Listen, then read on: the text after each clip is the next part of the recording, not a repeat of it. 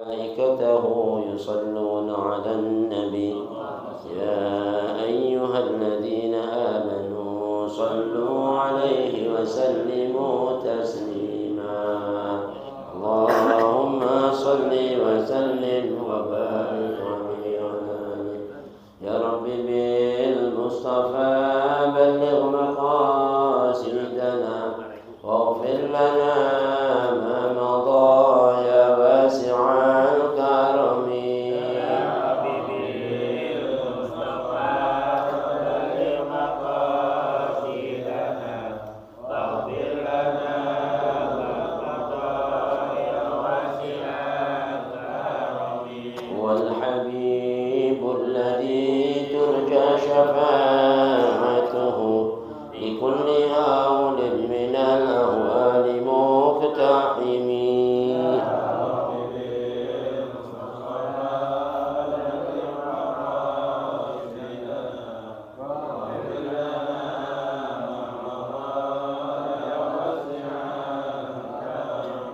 يا نفس لا تقنطي من زلة عظمت إن الكبائر في الغفران كالأمم يا رب بالمصطفى بلغ مقاصدنا واغفر لنا ما مضى يا واسع الكرم مولاي صل وسلم دائما أبدا على حبيبك خير الخلق كلهم يا ربي المصطفى بلغ مقاصدنا واغفر لنا ما مضى يا واسع الكرم اللهم صل وسلم وبارك عليه وعلى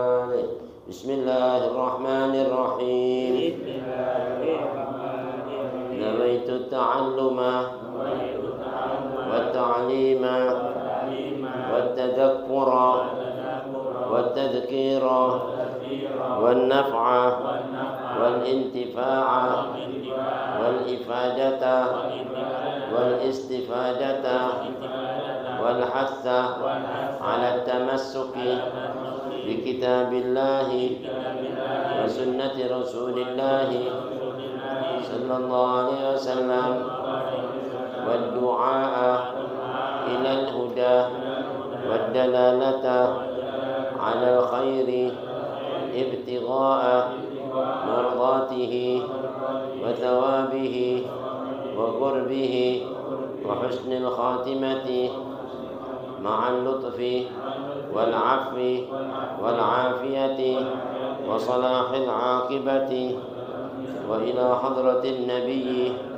محمد صلى الله عليه وسلم وإلى روح والدنا ولكم أمة المسلمين المسلمات خصوصا صاحب الوعد كتاب الإرشاد قتل البلاد محمد وصاحب المجلس عن محمد العطار محمد بن زيد العطار والبصري ومسلم قريب أن الله يتقشع من رحمة المغفور في الجنة وإلى حضرة النبي الفاتحة.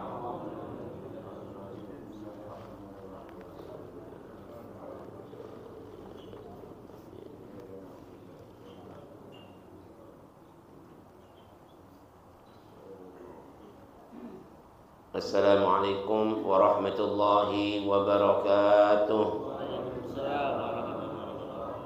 بسم الله الرحمن الرحيم الحمد لله رب العالمين الذي جعل الدعوة إلى الهدى والدلالة على الخير والنصيحة للمسلمين من أفضل القربات وأرفع الدرجات وأهم المهمات في الدين وذلك سبيل أنبياء الله المرسلين وأوليائه الصالحين والعلماء العاملين الراسخين في العلم واليقين وصلى الله وسلم على سيدنا ومولانا محمد الرسول الأمين والحبيب المكين خاتم النبيين وإمام المتقين وسيد السابقين واللاحقين وعلى آله وأصحابه المخلصين الصادقين وعلى التابعين لهم بإحسان إلى يوم الدين.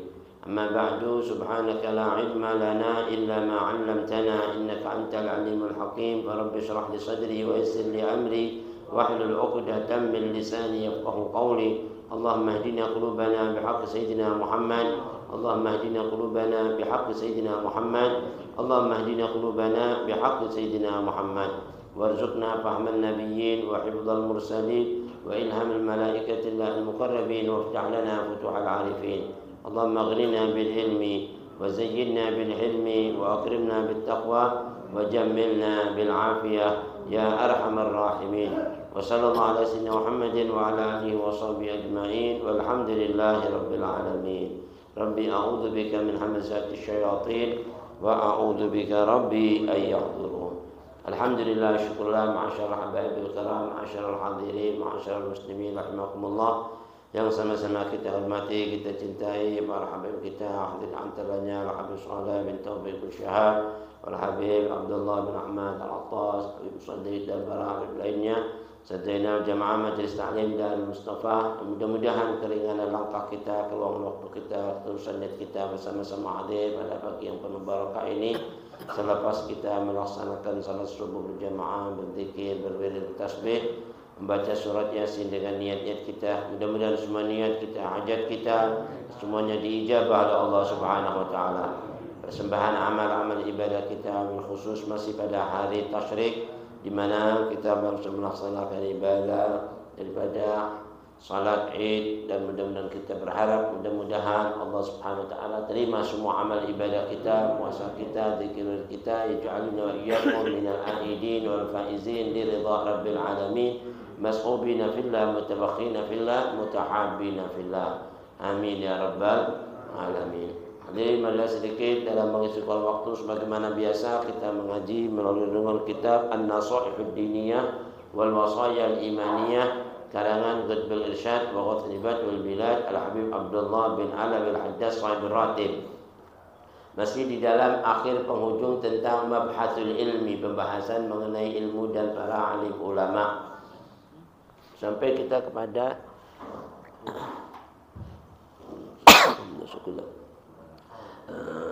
thumma inna min akadil wadhaif. Bismillahirrahmanirrahim. Qala al-mu'allif rahimahullah wa adama an-naf'a bihi wa bi ulumi wa bikum fid darin amin wa bihi liqal radhiyallahu anhu wa radhiyallahu ankum. Mabhasul ilmi ila an qala thumma inna min akadil wadhaif wal adab fi haqqil alim.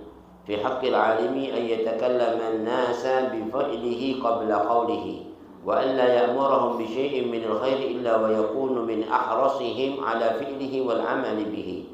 ولا ينهاهم عن شيء من الشر إلا ويكون من البعد من أبعدهم عنه وأشدهم تركا له، وأن يكون مريدا بعلمه وعمله وتعليمه وجه الله والدار الآخرة فقط، دون شيء آخر من جاه أو مال أو ولاية أو شيء من أغراض الدنيا. قال رسول الله صلى الله عليه وسلم: من طلب علما مما يبتغى به وجه الله ليباهي به العلماء أو ليماري به السفهاء أو ليصرف به وجوه الناس إليه لقي الله وهو عليه غضبان.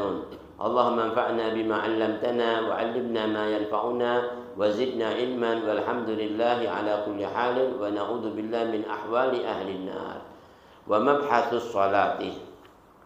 واعلموا معاشر الإخوان فقهنا الله وإياكم في الدين وألهمنا رشدنا وأعاذنا من شر أنفسنا أن الصلاة عماد الدين وأجل مباني الإسلام الخمس بعد الشهادتين، ومحلها من الدين محل الرأس من الجسد،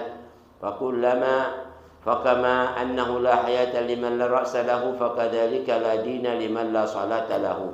كذلك ورد في الأخبار: جعلنا الله وإياكم من المحافظين على الصلاة المقيمين لها الخاشئين فيها الدائمين عليها. فبذلك أمر الله عباده المؤمنين في كتابه وبه وصفهم، فقال عز من قائل: حافظوا على الصلوات والصلاة الوسطى وقوموا لله قانتين. فالصلوات هي المكتوبات الخمس: الظهر والعصر والمغرب والعشاء والصبح. فتلك هي الصلوات التي لا يسع أحدا من المسلمين ترك شيء منها في حال من الأحوال ما دام يعقل. ولو بلغ به العجز والمرض إلى أقصى غاياته والصلاة الوسطى هي العصر كما ورد به الحديث الصحيح خصها الله بالذكر لزيادة الفضل والشرف وذلك معروف ومشهور في الإسلام حتى بلغنا في سبب نزول الرخصة في صلاة الخوف أن المسلمين كانوا مع رسول الله صلى الله عليه وسلم في بعض الغزوات فصلى بهم عليه الصلاة والسلام صلاة الظهر على الوجه المعهود وكان المشركون قريبا منهم يرونهم فلما فرغوا من صلاتهم قال بعض المشركين لو أغرتم عليهم وهم في صلاتهم لعصبتموهم فقال بقية المشركين إن لهم بعد هذه الصلاة صلاة هي أحب إليهم من آبائهم وأبنائهم يعنون العصر فنزل جبريل عليه السلام على رسول الله صلى الله عليه وسلم بصلاة الخوف فانظر كيف صار فضل هذه الصلاة أعني العصر معلوما حتى للمشركين وقال تعالى منيبين إليه واتقوه وأقيموا الصلاة ولا تكونوا من المشركين والله أعلم bisawab. Alhamdulillah, syukur hadirin barusan telah kita simak bersama-sama tabarukan bi qiraatil kitab. Mudah-mudahan tercurah kepada kita keberkahan junjungan Nabi besar Muhammad sallallahu alaihi wasallam, keberkahan para anbiya wal mursalun, malaikat muqarrabun dan ulama unassalihun.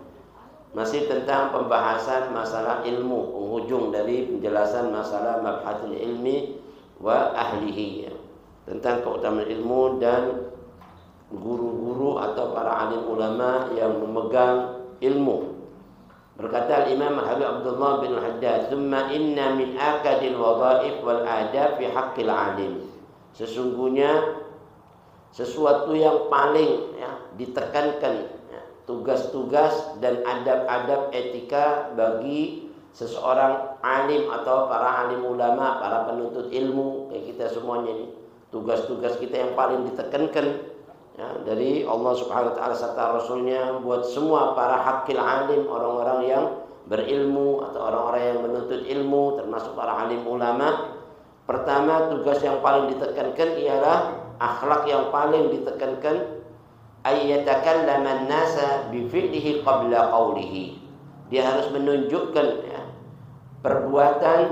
perbuatan dirinya kepada semua orang-orang yang ada pada bawahannya, orang-orang di masyarakatnya, dengan amal-amal perbuatannya sesuai dengan etika syariat adab agama Islam sebelum ucapannya dia berucap.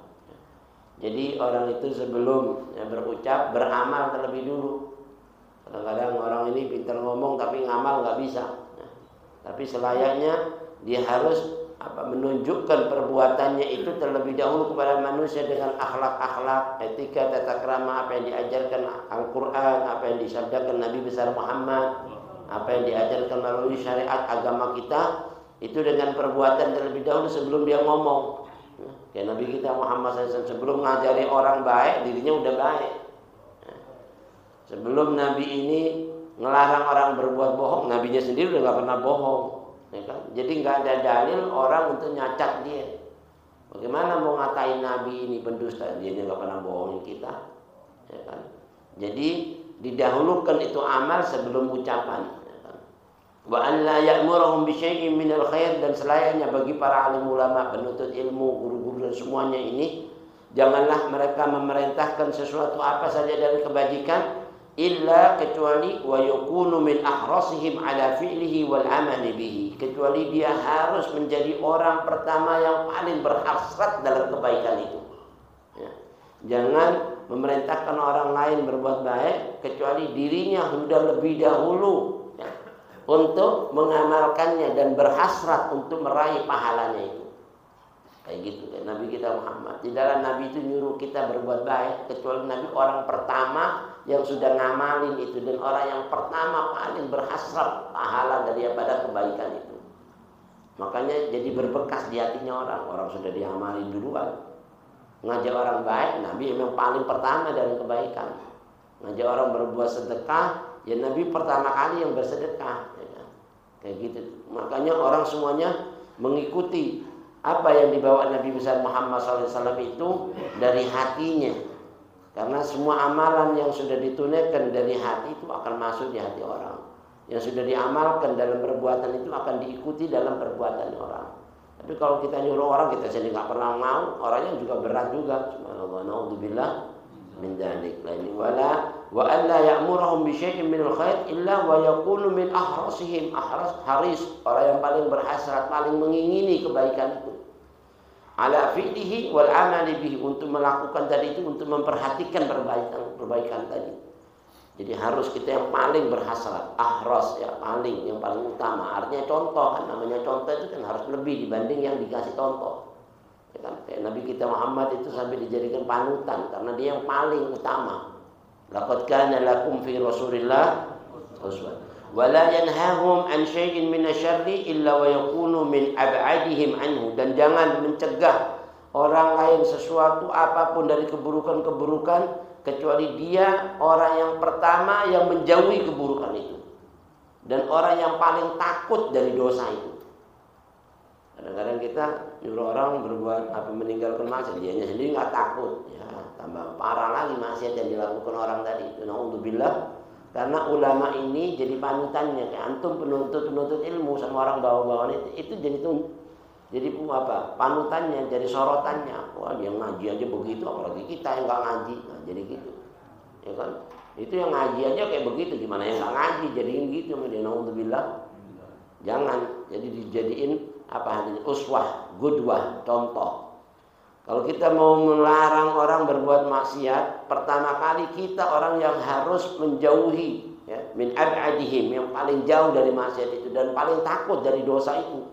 Ya, Nabi kita Muhammad di dalam menyuruh orang tadi itu menjauhi maksiat, Nabi pertama kali yang paling jauh dari maksiat dan paling takut dari dosanya maksiat itu. Sehingga berbekas di hati orang tadi itu untuk mengikuti apa yang diserukan. Wa asyaddihim tarkan lahu, dan jadilah orang yang paling konsisten, ya, untuk menjauhi, meninggalkan perbuatan maksiat itu. Konsisten, ya, selamanya udah nggak mau sama sekali gitu. Kayak para wali-wali itu, jangankan berbuat, punya niat aja di hatinya nggak ada. Mau maksiat nggak ada di hatinya itu.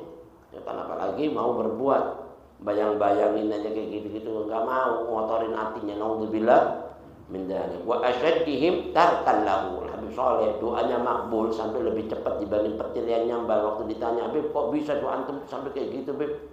Gimana Allah enggak terima doa saya? Saya sudah 40 tahun jauh dari maksiat dan selalu berharap apa yang ditawarkan Allah. Subhanallah. 40 tahun saya enggak suka yang namanya maksiat itu sudah. Dan paling saya hasrat apa yang ditawarin Allah. Nah, yang ini. Jadi kayak gitu-gitu tuh enggak pakai minta, udah langsung kabul. Ya, mudah-mudahan kita kayak gitu semua, amin ya. Wa ayyakuna muridan bi ilmihi wa amalihi wa ta'limihi wajhallahi wad daral akhirati faqat. Dan selayaknya orang-orang alim ulama, penuntut-penuntut ilmu dan semua guru-guru tadi itu saat mengajarkan ilmunya dan mengamalkan amal-amal ibadahnya dan memberikan pelajaran-pelajaran pada orang-orang lain, semuanya tadi itu ayyakuna muridan wajhallah. Semuanya ditujukan ikhlas karena Allah. Jangan mengharap ini, minta pujian, jadi penjilat, yang nyari keberuntungan duniawi. Jangan, itu kecil cuma semuanya.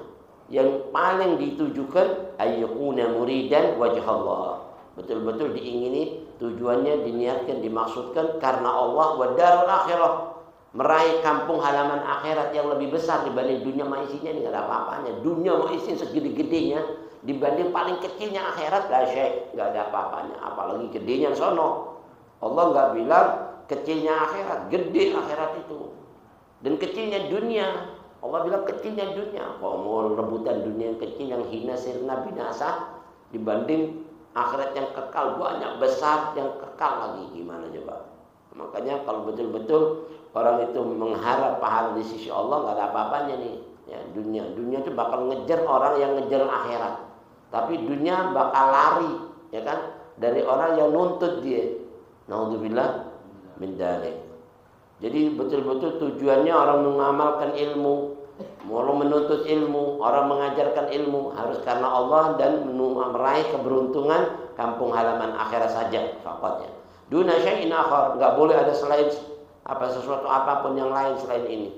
Salah satunya menuntut kedudukan, ya, dengan ilmu, mengajarkan mencari harta, naudzubillah min dari wilayatin, atau nyari kekuasaan, ya kan?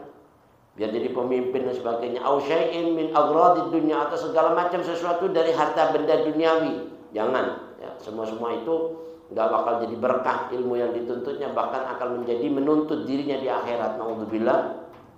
Oleh Rasulullah sallallahu alaihi wasallam, Nabi pernah bersabda, "Man talaba ilman mimma yubtagha bihi wajhullah." Barang siapa orang yang menuntut ilmu yang memang ilmu tadi itu sudah ditujukan semuanya harus karena Allah, bukan karena sesuatu. Tapi kalau dia nuntut ilmu tadi itu bukan karena ditujukan karena Allah, tapi ditujukan untuk liyubahiya bihil ulama, untuk berbangga-bangga sama alim ulama yang lain, atau bertengkar, berdebat sama alim ulama yang lain, mentang-mentang punya ilmu ulama, debat. Ya, kayak skandal nasab ini. Tahu dikit ilmu ulama disalah-salahin. Naudzubillah. Yang kayak gini-gini ini hati-hati. Ya, nuntut ilmu tujuannya buat nyala-nyalain ulama, ngata-ngatain orang yang lebih alim. Auliyumariya bihis sufaha, atau untuk menarik yang namanya apa hadis sufaha, riak kepada orang-orang bodoh. Nih, nggak kayak saya, kamu goblok semuanya nih, masyaallah. Naudzubillah. Ini liyumaria, riak, ya, mau orang-orang bodoh. Atau nuntut ilmu tujuannya untuk liyasrifa bihi wujuhan nas, mencari simpati, perhatiannya orang sama dia, biar dilihat tuh hebat, ya kan? Bacaannya dia semua, waduh, apalanya hebat banget. Jangan yang gitu-gitu itu sudah nggak ada artinya di sisi Allah, ya kan? Dia cuma dapetin pujiannya orang, di akhirat nggak ada semuanya itu. Naudzubillah, pahala nggak dapat. Nah nanti dalam kondisi matinya, laqiyallaha, kalau dia nanti menemui Allah pada hari kiamat, wa huwa alaihi ghadban, maka Allah akan murka sama dia. Ketemu Allah, Allah murka, bukan Allah cinta. Naudzubillah. Walaupun dia ulama, dimurkai sama Allah, bagaimana coba? Bahkan disiksa sebelum penyembah api berhala. Lebih berat nggak para alim ulama? Ya, karena dia nggak ngamalin ilmunya, naudzubillah. Tapi kalau dia mengamalkan ilmunya, otomatis didahulukan oleh Allah Subhanahu wa taala dari yang lainnya. Allahumma anfa'na bima 'allamtana. Ya Allah, berikan kami manfaat dari apa yang telah Engkau ajarkan kepada kami. Amin. Ini doa Abdul Hajjaj. Wa 'allimna ma yanfa'una, ajarkan kepada kami Allah ilmu-ilmu yang bermanfaat buat kita. Jangan ilmu yang nuntut, yang enggak ada manfaat jadi madharat. Wa zidna ilma, tambahkan kami setiap hari ilmu. Walhamdulillahi ala kulli hal. Segala puji bagi Allah pada setiap semua hal ihwal kita, ya kan? Wa na'udzubillahi min ahwali ahli nar. Kita berlindung kepada Allah dari segala macam musibah-musibah yang menimpa penghuni-penghuni api neraka. Amin ya rabbal alamin. Nah, ini bahas masalah ilmu dan ulama sudah selesai dalam bab ini. Sekarang kita bahas bab yang ke Al-Habib Abdullah Al-Haddad memulai dengan memberikan nasihat buat kita semua. Wa'lamu ma'asyaral ikhwan, ketahui wahai sekalian semua saudara-saudara, kita semua dianggap saudara sesama agama, sesama iman dan Islam. Yang mudah-mudahan kita dipersatukan dunia dan akhirat, ya. Faqahanallahu wa iyyakum biddin. Amin ya. Setiap mendoakan kalimat begini kita ucapin amin. Habib Abdul Haddad mendoakan semoga Allah Subhanahu wa taala memberikan kita kefahaman buat kalian semuanya agama yang benar. Amin ya. Wa alhamana rusdana, semoga Allah Subhanahu wa taala selalu membimbing kita semuanya dalam petunjuknya ke jalan yang lurus. Wa a'adana min syarri anfusina, dan Allah melindungi kita dari semua keburukan-keburukan amal perbuatan kita.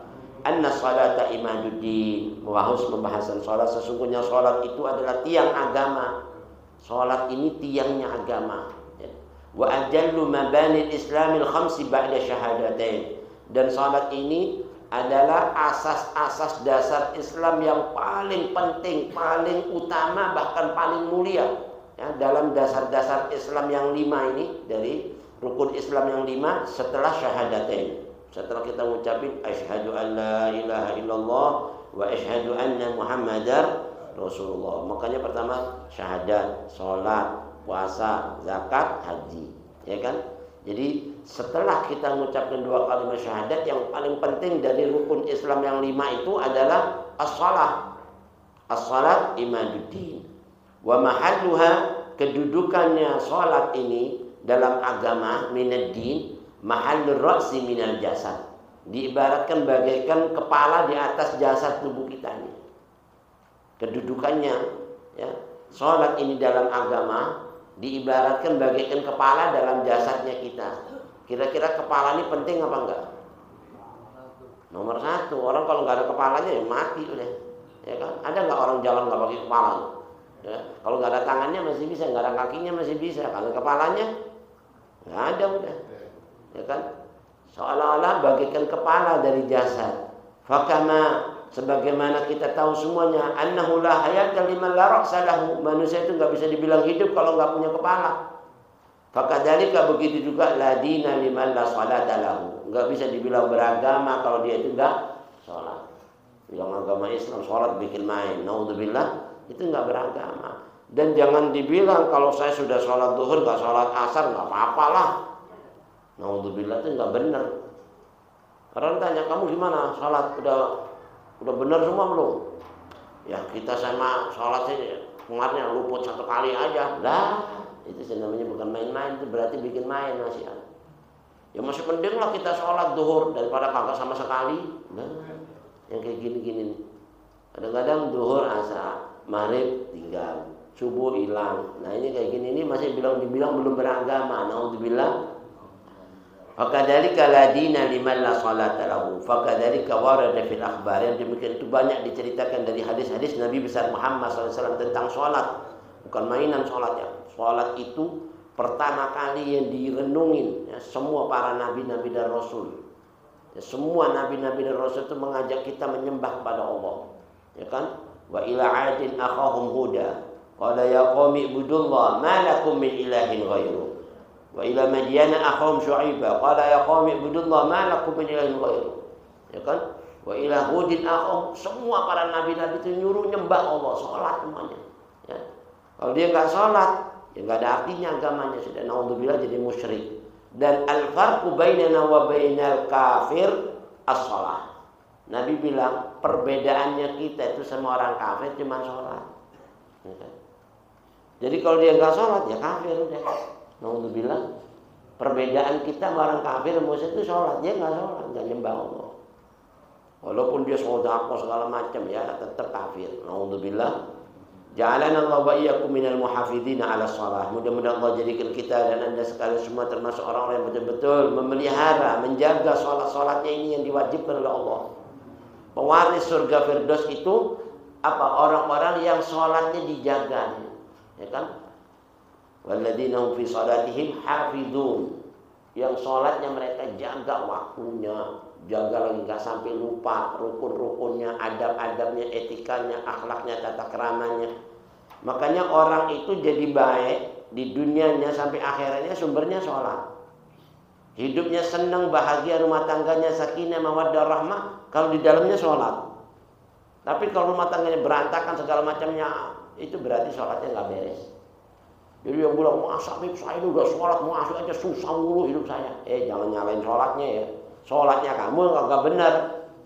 Karena Allah berfirman, "Utlu ma uhiya ilaika minas shalah wa aqimis shalah, innas salata tanha 'anil fahsya'i wal munkar." Salat itu mencegah dari perbuatan keji yang enggak benar mungkar. Jadi kalau kamu masih mungkar, berarti salatnya kamu bukannya salat yang salah. Intinya kagak benar salatnya.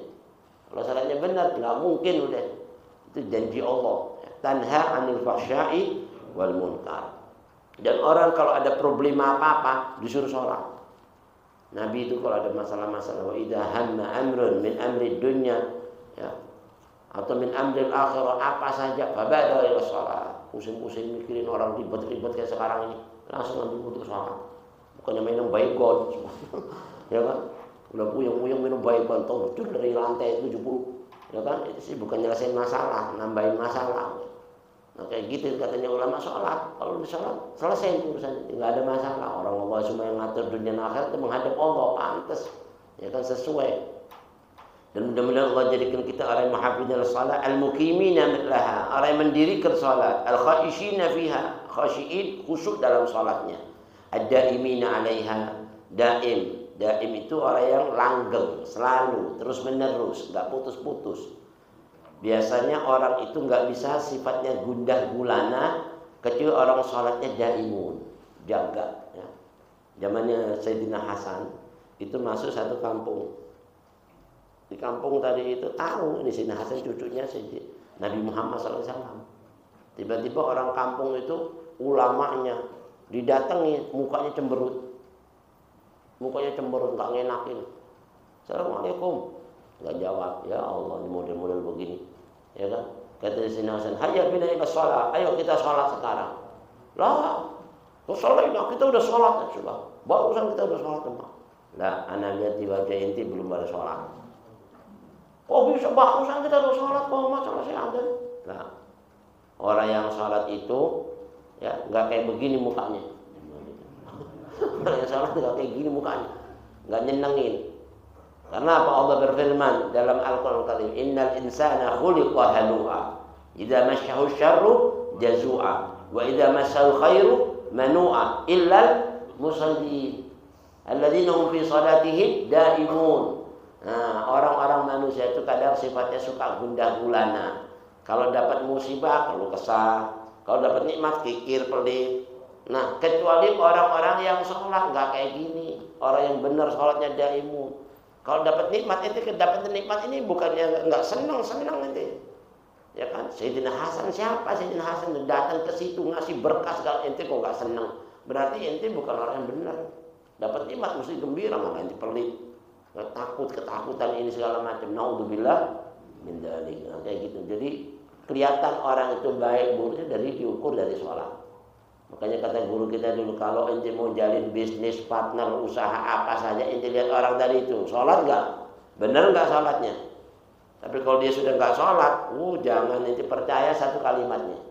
Sekalipun dia janjiin macam-macam keberuntungan besar, bohong semuanya itu. Kenapa? Dia sama Tuhannya aja udah berani, apalagi sama ente. Paham? Sama Allah aja dia berani nantang untuk nggak mau sholat, apalagi sama ente. Itu cuma basa-basi aja. Buktinya, habis bisnis diembat berapa miliar hilang, ya kan?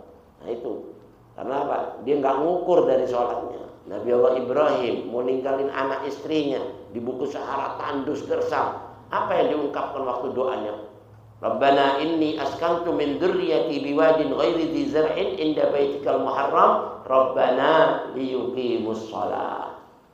Ya Allah, saya tinggalkan anak, istriku di bukit Sahara tandus gersang, baru ngelahirin, gak ada rumput, gak ada air ngucur, diterik matahari yang menyengat. Nenek-nenek ngelahirin anak pertama, coba, gak ada bidan, sendirian, gak ada makanan, gak ada minuman, di matahari Mekah. Bayangin tuh, kalau pikiran manusia. Itu kalau orang biasa udah mati udah. Ditinggalin sama suaminya. Kalau sekarang bilang suami gak beres. Ya. Tapi kalau Nabi Ibrahim dipanggil Allah yakin, gak ada masalah. Yang penting itu sholat. Ya Allah, jadikan anak istriku orang yang mikirin sholat ya Allah. Kalau sudah mikirin Allah, nggak mungkin Allah nggak mikirin dia, ya kan? Orang dia pikirannya Allah sholat. Akhirnya sekarang sumbernya pangan, papan, segala macam hal ikhwan dari rezeki di situ semuanya sumbernya. Mekah itu sekarang manusia berbondong-bondong ke sana semuanya, ya kan? Coba, panggilannya siapa? Nabi Ibrahim, liyuqimus shalah. Faj'al af'idatan minan nas tahwi ilaihim warzuqhum minats tsamarat la'allahum yashkurun. Akhirnya menjadi orang paling syukur semuanya. Sekarang ini orang-orang seluruh dunia ngumpul memuji Allah gara-gara Nabi Ibrahim. Labbaik Allahumma labbaik, labbaik la syarika laka labbaik, innal hamda wan ni'mata laka wal mulk la syarika lak. Itu semuanya apa? Dari sumber sholat tadi itu. Kalau udah sholatnya benar semuanya. Jadi di sini mudah-mudahan kita dilihat. Wa bidzalika amalallahu ibadahul mu'minina fi kitabih. Oleh karena itulah Allah sampai perintahkan hambanya yang beriman dalam kitabnya Al-Qur'an. Wa bihi wasafahum faqala azza min qail. Di situ Allah mensifatkan mereka hamba-hambanya dalam firman-Nya yang mulia. Hafizu 'ala shalawat was salatil wusta wa qumu lillahi qanitin. Jagalah, peliharalah salat-salatmu semuanya. Bukan cuma salat zuhur asar aja, semuanya. Wassalatil wusta, dan salat wusta. Ya. Jadi salat wusta itu dibedakan dari semua salat. Ada yang bilang salat wusta itu salat apa? Kata Habib Abdul Haddad, salat wusta itu adalah salat asar. Ya. Wa qumu lillahi qanitin, dan tunaikanlah ya salat tadi itu dalam apa betul-betul khusyuk karena Allah. Lillah qanitin khasyiin. Kalau salat betul-betul tunaikan karena Allah dalam keadaan khusyuk. Itu surat Al-Baqarah ayat 228 ya. Fasalatu yang dimaksud salat-salat semua untuk kita jaga di sini kata Allah justru kita pelihara yal maktubatul khamsu, yaitu salat yang wajib 5 waktu. Zuhur, asar, maghrib, isya, subuh. Ad-duhur wal asr wal maghrib wal isya wal subuh. Itu yang wajib. Adapun yang lainnya sunnah udah. Nah, kalau kita pelihara, kita akan dapatkan keberkahan dunia wal akhirah. Fatilka hiya shalawatul lati la yasau ahadan minal muslimina tarku syai'in minha fi halin minal ahwali ma dama yaqil. Ini salat 5 waktu. Dari pentingnya katanya Al-Habib Abdul Haddad, enggak boleh la yajuzu ahadan, la yasau ahadan, enggak boleh seorang pun dari kaum muslimin berani-berani meninggalkan ya, salah satu dari 5 waktu, enggak boleh. Sekalipun dia dalam kondisi yang sudah kritis, selagi masih yaqil, berakal, akalnya masih nyambung, itu wajib sholat. Jadi orang kata yang sudah di rumah sakit, sudah mohon maaf, sudah yang udah kritis, yang nggak bisa ngomong, tapi kalau akalnya masih kenal, wajib sholat. Nah, gimana sholatnya? Karena ada sholat kalau nggak bisa berdiri, duduk, ya kan? Nggak bisa duduk, disuruh berbaring terlentang gini. Pertama tentang kayak mayit, kalau nggak bisa kita terlentang begini. Kalau nggak bisa berdiri, gerakan kepalanya. Kalau nggak bisa gerakan kepalanya, udah ngasih isyarat dengan kedipan matanya. Jadi kalau kita mau rukunya agak sedikit-sedikit, sujud agak meremang dikit ya. Terus begitu. Sampai nggak bisa juga, sudah matanya nggak bisa bergerak, semuanya nggak bisa bergerak, hatinya selagi masih akal masih bisa, sholat pakai hati. Bayangin kayak kita sholat sempurna, Allahu Akbar, di hatinya udah bayangin sampai kayak gitu sholat. Dari pentingnya nggak boleh, selagi masih berakal ya. Tapi kalau sudah nggak akalnya nggak nyambung, nggak wajib sholat. Orang gila kan nggak berakal kan, nggak wajib sholat. Anak kecil belum sempurna akalnya nggak wajib. Setelah dia berakal balik, maka wajib sholat. Dan kalau ada orang berani ninggalin sholat berapa tahun lamanya, dia waktu itu masih berakal, begitu dia sadar wajib diqodho semuanya. Mana lupa berapa tahun itu ya? Nah, kata guru kita itu disuruh pertimbangkan waktu yang paling dia ingat, yang terbanyak. Yang terbanyak yang paling dia ingat. 1 tahun atau 2 tahun, ambil 2 tahun. Nanti ingat ya, banyaknya berapa? Paling banyak kayaknya 2 tahun. Ya udah harus diqodho 2 tahun itu. Dan itu yang diqodho setiap hari udah sebanyak-banyaknya, secepatnya biar itu cepat menyelesaikan itu hutang yang nanti belum bayar itu. Yang nanti kalau zuhur, waktu zuhur jangan. Jadi waktu zuhur, asar, maghrib bisa nggak apa-apa. Mau waktu apa aja, karena itu sudah qodho, udah lewat waktu semua boleh. Ya kan? Dan itu selayaknya dibayar secepatnya. Karena hutang sama manusia aja wajib dibayar, apalagi hutang sama Allah. Bahwa ahaq wa aula, lebih berhak untuk ditunaikan, dibayar tadi itu. Sebelum dia mati nanti dituntut di akhirat, naudzubillah min dzalik.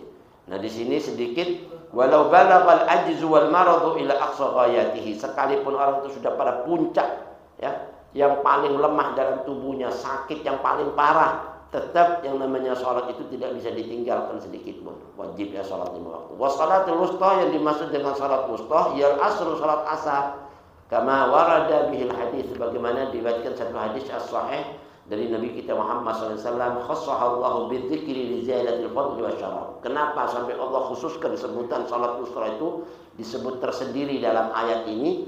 Karena dia memiliki satu kelebihan, keutamaan dan kemuliaannya dibanding salat yang lain.